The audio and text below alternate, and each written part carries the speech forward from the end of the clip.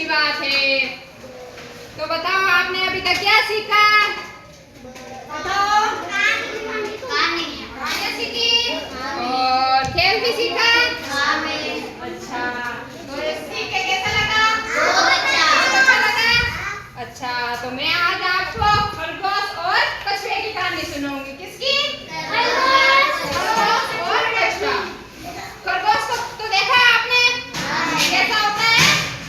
सफेद। और कछुआ? कछुआ देखा है? तालाबों में रहता है वो। देखा है? काला कलर का। देखा है?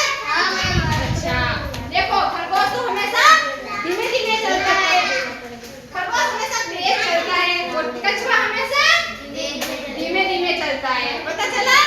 तो आज जो आज तो है 11 तारीख। आज कितनी तारीख है बच्चों? 11। किसने बोला 3?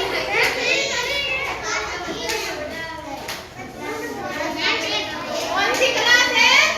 3। देखो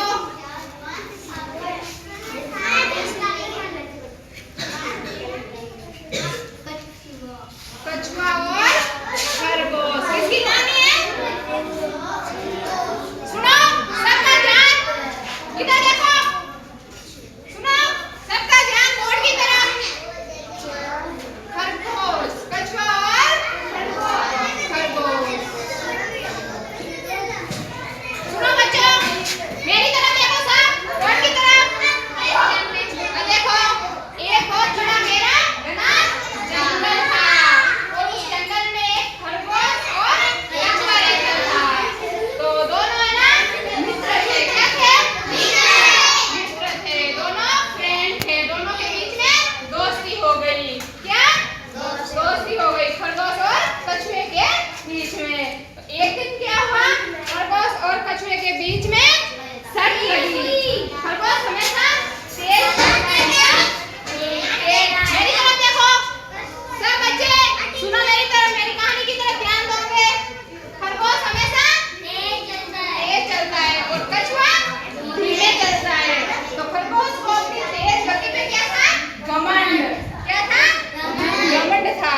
और कछुआ हमेशा धीरे धीरे चलता है, इसलिए खरगोश को अपनी गति पे घमंड था कि भाई खरगोश तो इतना धीरे चलता है और मैं कितना तेज दौड़ता हूँ।